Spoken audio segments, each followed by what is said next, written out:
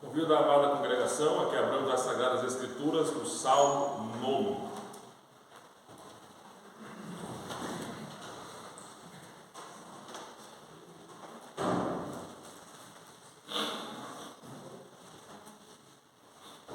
Salmo 9 nos diz assim: Salmo de Davi para o músico Mó, sobre Mutlábim. Eu te louvarei, Jeová, com todo o meu coração. Contarei todas as tuas maravilhas.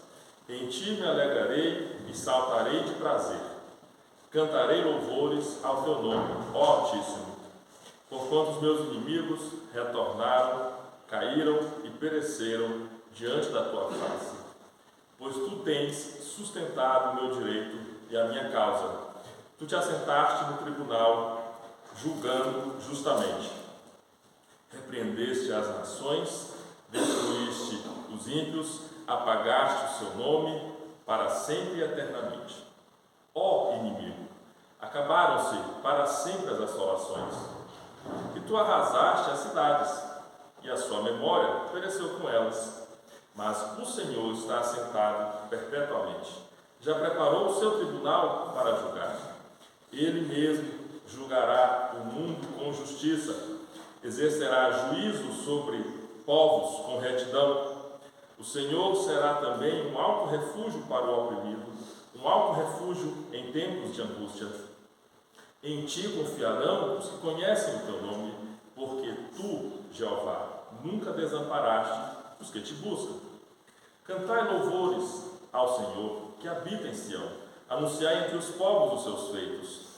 Pois, quando inquire do derramamento de sangue, lembra-se deles. Não se esquece do clamor dos aflitos. Tem misericórdia de mim, Jeová. Olha para a minha aflição, causada por aqueles que me odeiam. Tu que me levantas das portas da morte, para que eu conte todos os teus louvores nas portas das filhas de Sião e me alegre na tua salvação.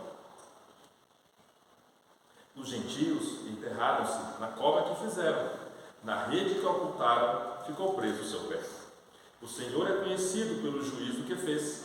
Enlaçado foi o ímpio nas obras de suas mãos. E Gaiom, Selá.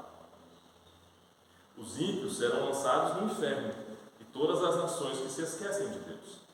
Porque o necessitado não será esquecido para sempre, nem a expectação dos pobres perecerá perpetuamente. Levanta-te, Jeová, não prevaleça o homem. Sejam julgados os gentios diante da tua face. Põe-os em medo, Jeová, para que saibam as nações que são formadas por meros homens. Selá. Senhor Deus, estamos em tua presença para rogar a tua iluminação, para a compreensão desse texto e para a prática cotidiana dele em nossas vidas. Em nome do Cordeiro. Amém. Então, amados, a pergunta de sempre, a clássica pergunta: de que lugar somos nós convidados a uma leitura desse salmo? Seu cabeçalho, inspirado, poderia nos oferecer um poderoso indício de nosso ponto de partida investigativo. Salmo de Davi para o músico Mó, sobre Mutlábim. Mutlábim significa a morte do filho. Então é Salmo de Davi para o músico Mó, sobre a morte do filho. De relance, no primeiro momento, sem adentrar no texto, só olhando o cabeçalho, nós poderíamos pensar que esse salmo talvez tivesse sido escrito quando morreu aquele primeiro filho de Davi com Batseba, né? Por que poderíamos pensar que fosse assim? Pela reação um tanto incomum de Davi naquele incidente. 2 Samuel 12,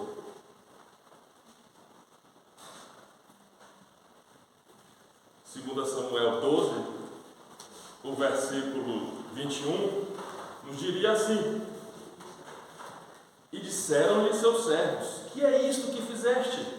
Pela criança viva jejuaste e choraste, porém depois que morreu a criança, te levantaste e comeste pão. Disse ele, Davi: Vivendo ainda a criança, jejuei e chorei, porque dizia: quem sabe se Deus se compadecerá de mim e de verá a criança?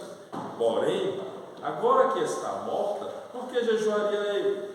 Poderia eu fazê-la voltar? Eu irei a ela, porém ela não voltará para mim. A gente poderia pensar que por essa reação tão assim, repente, robusta de Davi, logo após a morte de um filho, talvez fosse esse salmo. Mas é que tem umas palavras no salmo, quando a gente salmodia, ou seja, quando a gente lê o salmo, que parecem contrastar com essa possibilidade. Por exemplo, saltar de prazer. Ele comeu, bebeu, mas a Bíblia não diz que ele saltou de prazer logo após a morte do filho dele. Cantar louvores, o texto também não diz. E, por exemplo, se alegrar na tua salvação, também não, porque na verdade Deus trouxe o filho dele para si e deixou Davi sem ele. Aí a gente poderia pensar assim: e agora, José? O que fazer? O que significar que esse salmo de Davi é para o músico mor sobre Mutlaben, sobre a morte do filho? Talvez, se a gente começasse a contar nos versículos algumas repetições de palavras e de conceitos, poderiam nos saltar à vista. Por exemplo, no versículo 3 tem a palavra inimigo, no versículo 6, ó inimigo, no versículo 13, o mesmo conceito: aqueles que me odeiam são quem? Os meus inimigos. Você vai olhar um outro conceito, por exemplo, no versículo 4, tribunal, no versículo 7, tribunal, no versículo 12, inquérito, derramamento de sangue, tribunal, versículo 16, juízo que se executa a partir de um tribunal, no versículo 5, nações, no versículo 8, povos, no versículo 11, povos, no versículo 15, gentios, no versículo 17, nações, no versículo 19, gentios, e no versículo 20, nações. Deu a perceber que esses três conceitos dominam o texto? Inimigos, tribunal, gentios ou nações. Deu para perceber assim? Aí, quando a gente se aproxima do versículo 13, relacionado a inimigos, tribunal, nações, quando chega no versículo 13, diz assim: tem misericórdia de mim, Jeová, olha para a minha aflição, causada por aqueles que me odeiam, tu que me levantas das portas da morte. Então houve um incidente na vida de Davi, em que ele estava às portas da morte. Perceba que o verbo está no presente do indicativo, traz a ideia de que foi uma coisa recente, traz uma ideia de uma certeza durativa, né? E a gente poderia perguntar: na longa jornada de Davi, foram 40 anos de reinado, houve algum momento em que filhos, lembra? Mutilaram, a morte do filho, em que filhos de gentios, de outro povo, de outra nação, tenham conseguido arriar Davi até que ele chegasse bem perto das portas da morte? Será que aconteceu alguma coisa tão trágica, tão tremenda na vida de Davi nesse sentido, em que ele sentisse como se tivesse chegado perto das portas da morte? 2 Samuel, capítulo 21.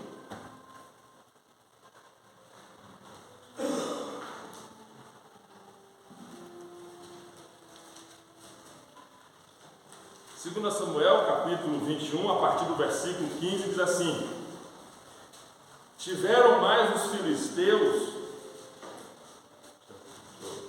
Os irmãos estão folheando, deixa eu terminar de folhear, né? 2 Samuel 21, a partir do versículo 15. Tiveram mais os filisteus uma peleja contra Israel, e desceu Davi, e com ele os seus servos, e tanto pelejaram contra os filisteus, que Davi se cansou. E Isbi-Benoni, que era dos filhos do gigante, cuja lança pesava 300 ciclos de cobre, e que cingia Isbi-Benoni uma espada nova, intentou ferir a Davi. Porém, Abisai, filho de Zeruia, o socorreu, e feriu o filisteu e o matou. Então os homens de Davi lhe juraram, dizendo: nunca mais sairás conosco à peleja, para que não apagues a lâmpada de Israel. E aconteceu depois disto que houve em Gobe ainda outra peleja contra os filisteus. Então Sibecai, o Uzatita, feriu Asaf, que era dos filhos do gigante. Houve mais outra peleja contra os filisteus em Gobe, e Elhanã, filho de Jaare-Oregim, feriu a Bet-Alami, o que estava com Golias de Teu, e que era a haste da sua lança, como órgão de tecelão. Houve ainda também outra peleja em Gate, lembra de Gate, onde estava um homem de alta estatura, que tinha em cada mão 6 dedos e em cada pé outros 6, 24 ao todo. E também este nascera do gigante, e injuriava Israel. Porém Jonatas, filho de Simei, irmão de Davi, o feriu. Estes 4 nasceram ao gigante em Gate, e caíram pela mão de Davi e pela mão de seus servos.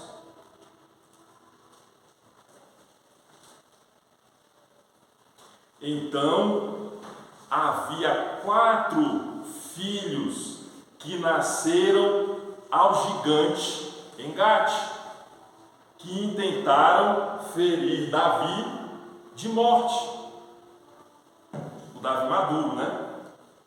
Ou seja, 4 filhos nasceram ao gigante em Gate, que intentaram ferir já o Davi maduro, que já tinha até sobrinho homem capaz de lutar contra o gigante. Pergunto: quando o caçula Davi, o mais novo dos filhos de Jessé, enfrentou o gigante Golias, que era filisteu, de onde era esse Golias filisteu? 1 Samuel 17.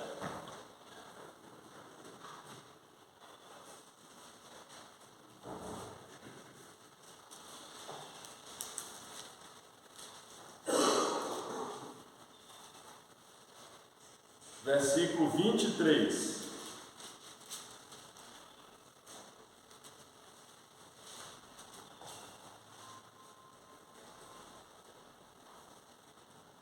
Diz assim: E estando ele ainda falando com eles, eis que vinha subindo do exército dos filisteus o homem guerreiro, cujo nome era Golias, o filisteu de Gate, e falou conforme aquelas palavras, e Davi as ouviu. 45. Davi, porém, disse ao filisteu: tu vens a mim com espada e com lança e com escudo, porém eu venho a ti em nome do Senhor dos exércitos, o Deus dos exércitos de Israel, a quem tens afrontado.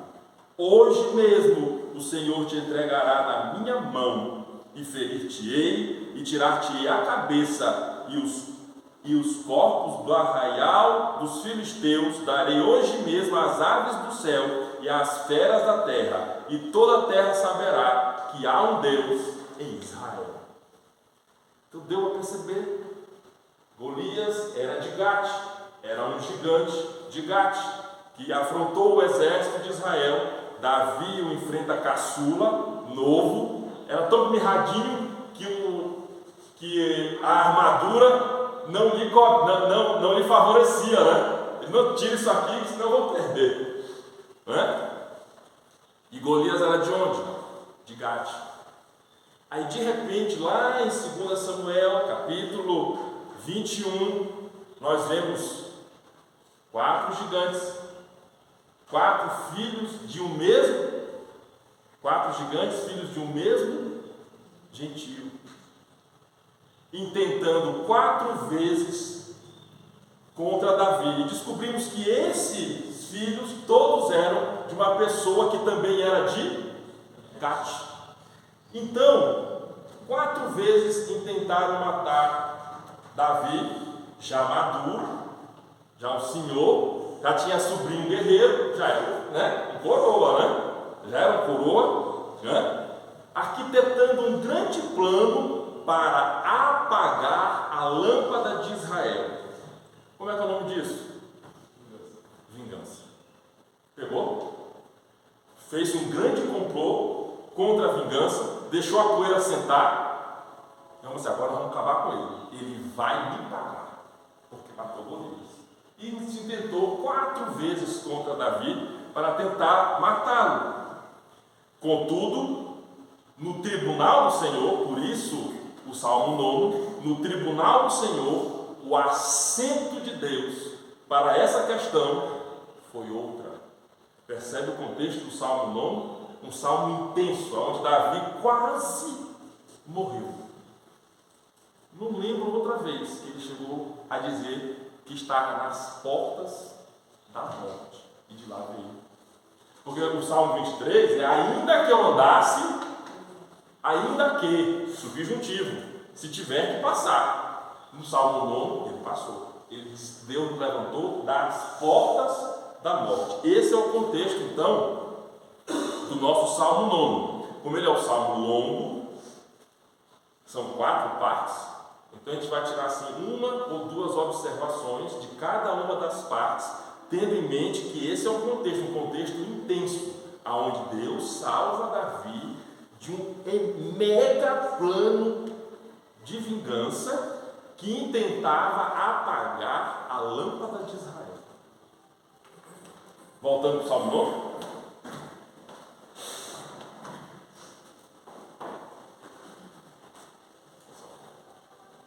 Assim, eu te louvarei, Jeová, com todo o meu coração, contarei todas as tuas maravilhas, em ti me alegrarei e saltarei de prazer, cantarei louvores ao teu nome, ó Altíssimo, porquanto os meus inimigos retornaram, caíram e pereceram diante da tua face, pois tu tens sustentado o meu direito e a minha causa, tu te assentaste no tribunal, julgando justamente, repreendeste as nações, destruíste os ímpios, apagaste o seu nome para sempre e eternamente.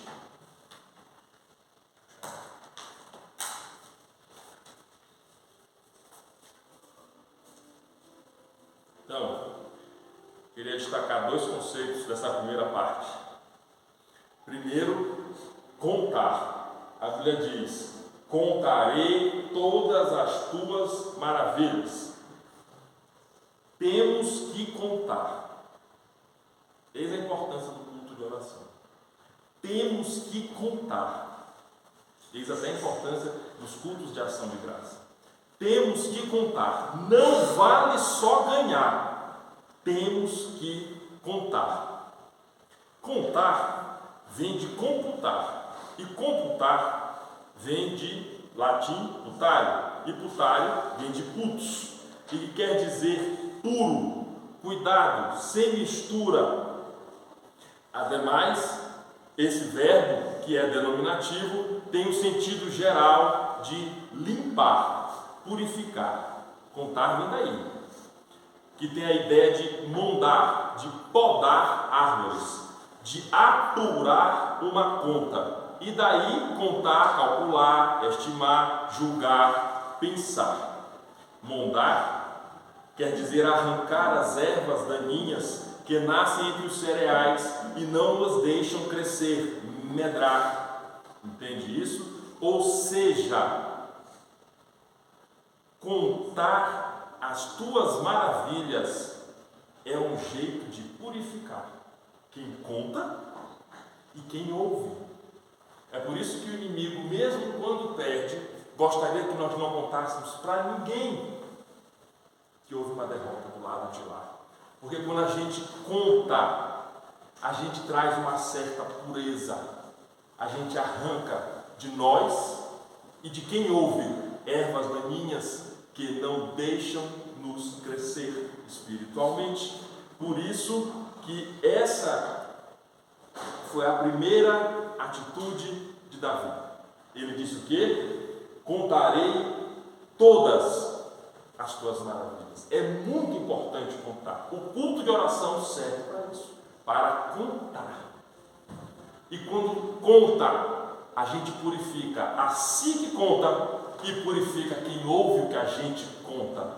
Por quê? Pois ele, versículo 4, pois ele tem sustentado o meu direito e a minha causa.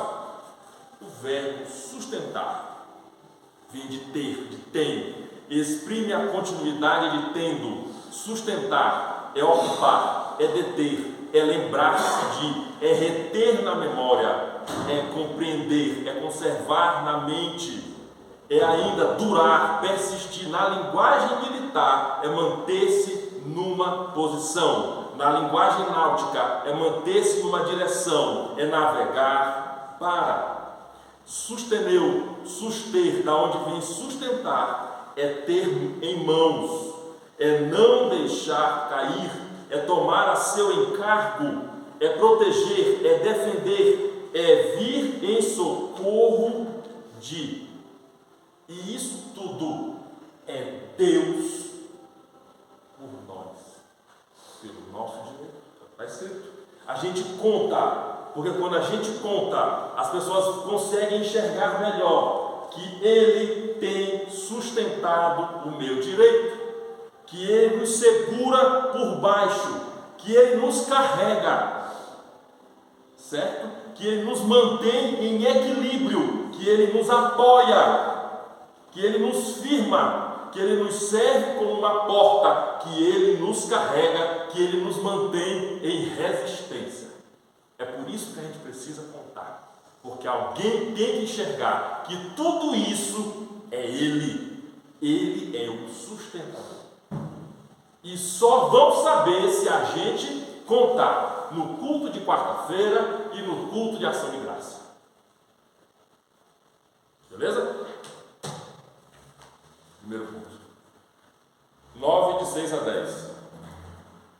Ó inimigo, acabaram-se para sempre as assolações, e tu arrasaste as cidades. Arrasou 4, né? 3, tá? E a sua memória pereceu com elas. Mas o Senhor está assentado perpetuamente, já preparou o seu tribunal para julgar. Ele mesmo julgará o mundo com justiça, exercerá juízo sobre povos com retidão. O Senhor será também um alto refúgio para o oprimido, um alto refúgio em tempos de angústia.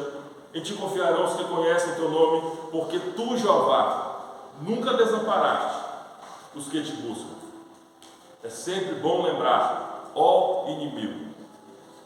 Lembrando do Salmo 7, mesmo na pluralidade dos nossos adversários, não podemos esquecer da singularidade do nosso inimigo. Nós podemos ter vários adversários em todos os ambientes em que, de alguma forma, lá lutamos. Mas inimigo a gente só tem que está sempre atrás do fronte.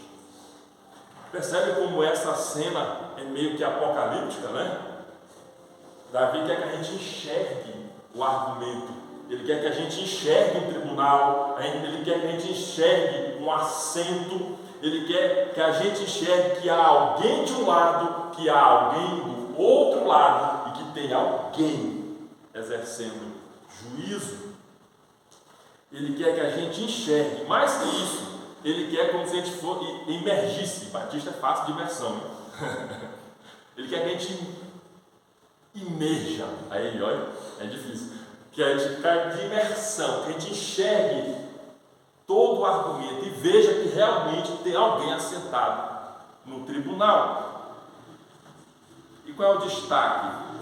O destaque está aqui: exercerá juízo sobre povos com retidão. Exercerá juízo sobre povos com retidão.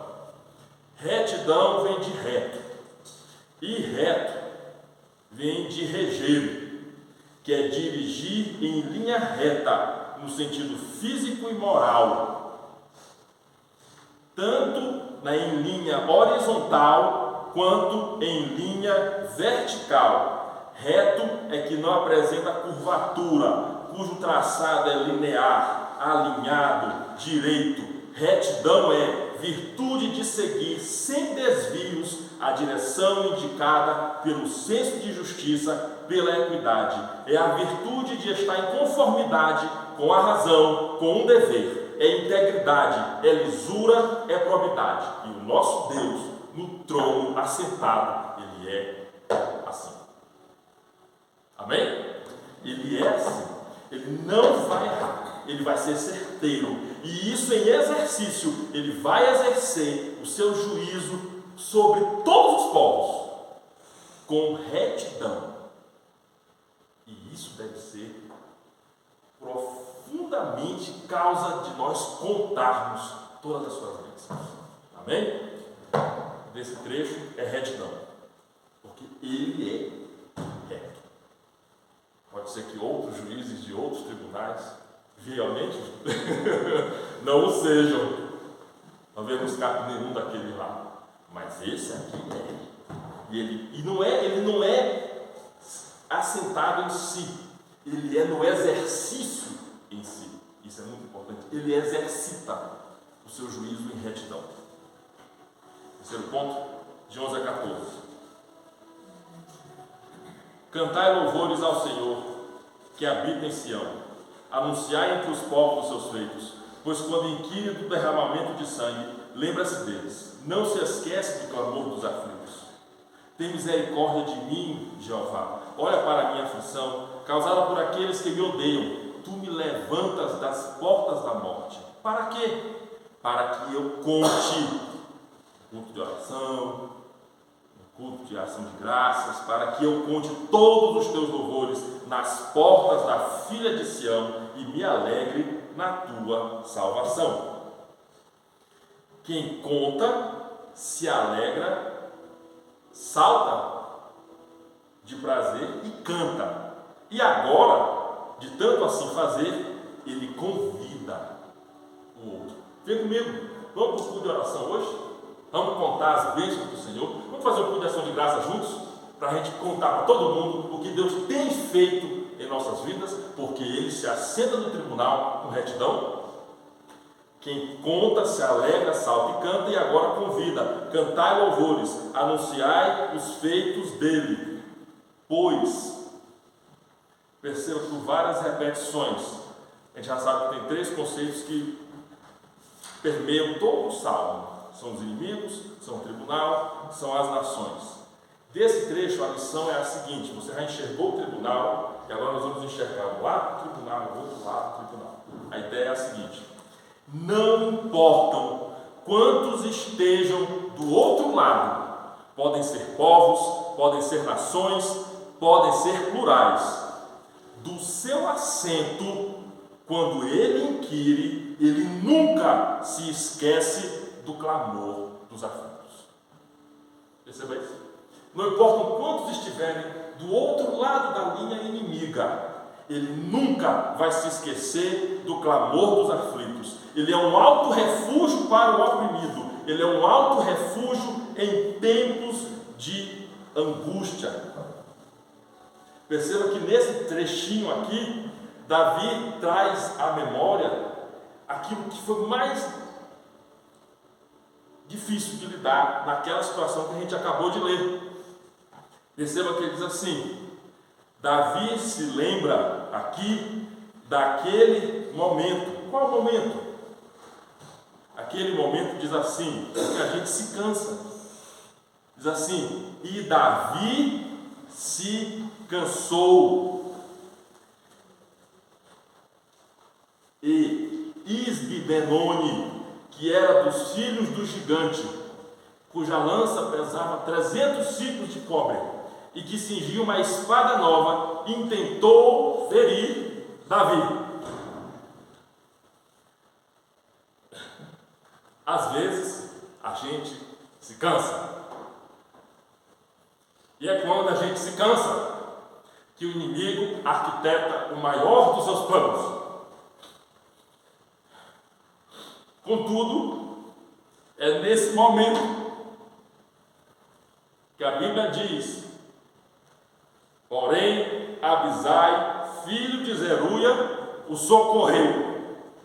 E o socorreu para quê?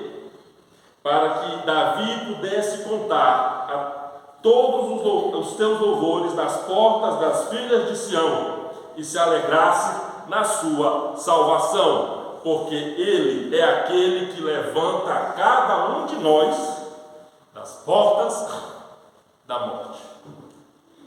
Amém? É isso. É quando a gente se cansa que ele vem em nosso socorro.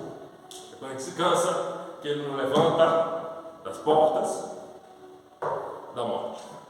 De 15 a 16. Os gentios enterraram-se na cova que fizeram, na rede que ocultaram, ficou preso o seu pé.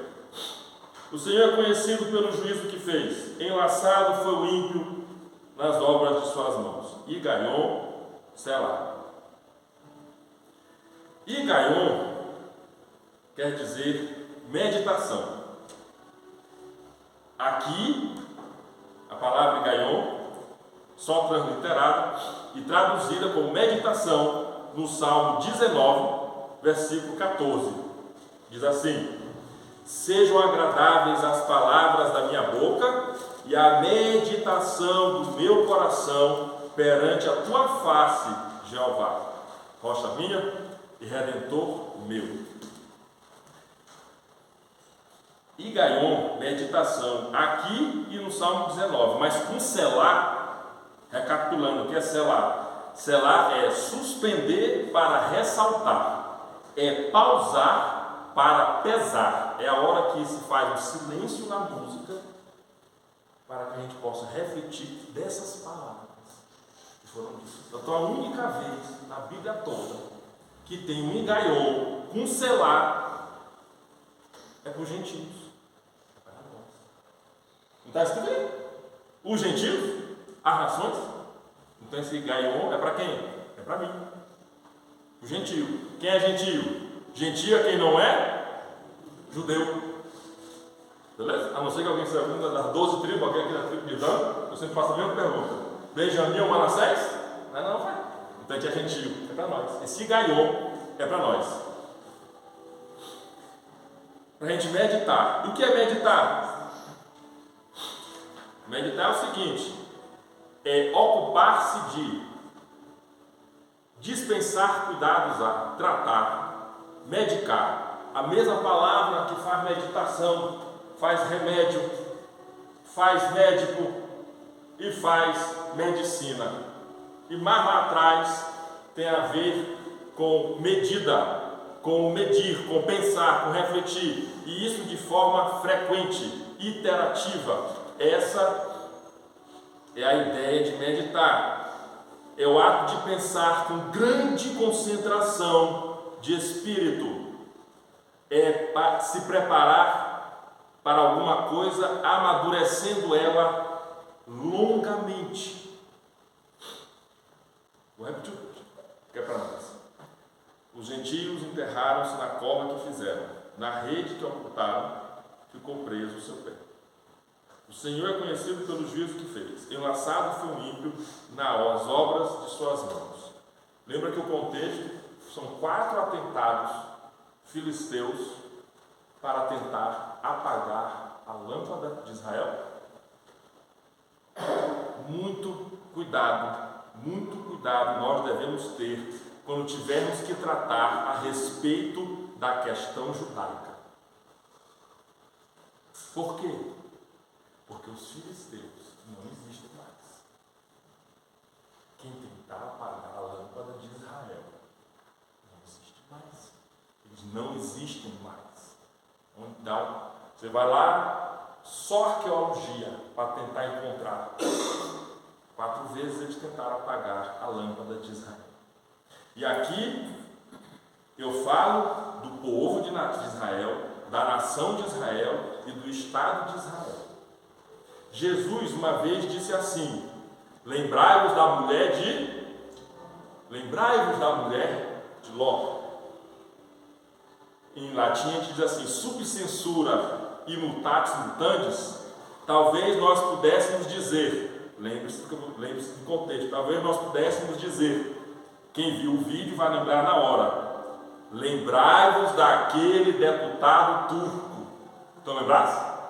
Lembrai-vos daquele deputado turco, aquele que ao final da fala de Alá contra Israel infartou imediatamente. Quem viu o vídeo? Quem não viu, veja. Quem tentar apagar a lâmpada de Israel, sinceramente. E essa palavra é para mim, para ti, para todo e qualquer gentio. Lembrai-vos daquele deputado turco. Eu não estou aqui falando a respeito do atual governo de Israel, não. Que infelizmente tem em seu primeiro-ministro o pior ministro de todos há muitas décadas, que está afundando Israel apenas para se manter no poder. Eu não estou defendendo o governo, mas eu estou dizendo em relação ao povo, à nação e ao Estado de Israel: lembrai-vos daquele deputado turco. Quem tentar apagar a lâmpada de Israel será enlaçado nas obras de suas mãos. Na quarta-feira, toda quarta-feira, o pastor Rafael pede para orar pelo Brasil. Oremos pelo nosso governo, porque o nosso governo não está querendo meditar sobre essa questão. E Gaion Selah. Se o nosso governo errar em relação ao Estado de Israel, à nação de Israel, ao povo de Israel, não tenha dúvidas que ele será enlaçado na obra de suas mãos. Então oremos pelo nosso governo, porque parece que ele não quer meditar. E Gaion Selah. Último ponto, e esse é rápido, de 17 até o 20. Os ímpios serão lançados no inferno, e todas as nações que se esquecem de Deus. Porque o necessitado não será esquecido para sempre, nem a expectação dos pobres perecerá perpetuamente. Levanta-te, Jeová, não prevaleça o homem. Sejam julgados os gentios diante da tua face. Põe-os em medo, Jeová, para que saibam as nações que são formadas por meros homens. Tinha que ter essa parada do Gaion Selah, porque foi aí que ele parou. Ele parou e mandou meditar. Aí ele tenta recapitular na música, né? Tudo aquilo que já vinha no embalo, né? De fortes emoções. Então, como houve um Gaion com Selah, aqui ele está recapitulando a temática, porém ainda fortemente influenciado pela meditação acima. Então vamos lá, de 17 a 20, o que ele está recapitulando? Que o necessitado nunca será esquecido, que o pobre nunca será perecido, e que Jeová, quando ele se levanta, o homem não prevalece. E o pedido de Davi ao encerrar o salmo é: põe-os em medo, Jeová. Medo é um estado suscitado pela consciência do perigo, ou que, ao contrário, suscita essa consciência. Medo, na linguagem do direito, é um constrangimento moral imposto a qualquer um para fazê-lo realizar um certo ato pela ameaça de um mal iminente. Põe-os em medo, Jeová, para que saibam as nações que são formadas por meros homens. Selah. Amém? Que o Senhor abençoe nossas vidas, guarde nossos corações e coloquemos em prática. E Gaion Selah em nossas vidas. Estamos despedidos para a nossa aula. Amém?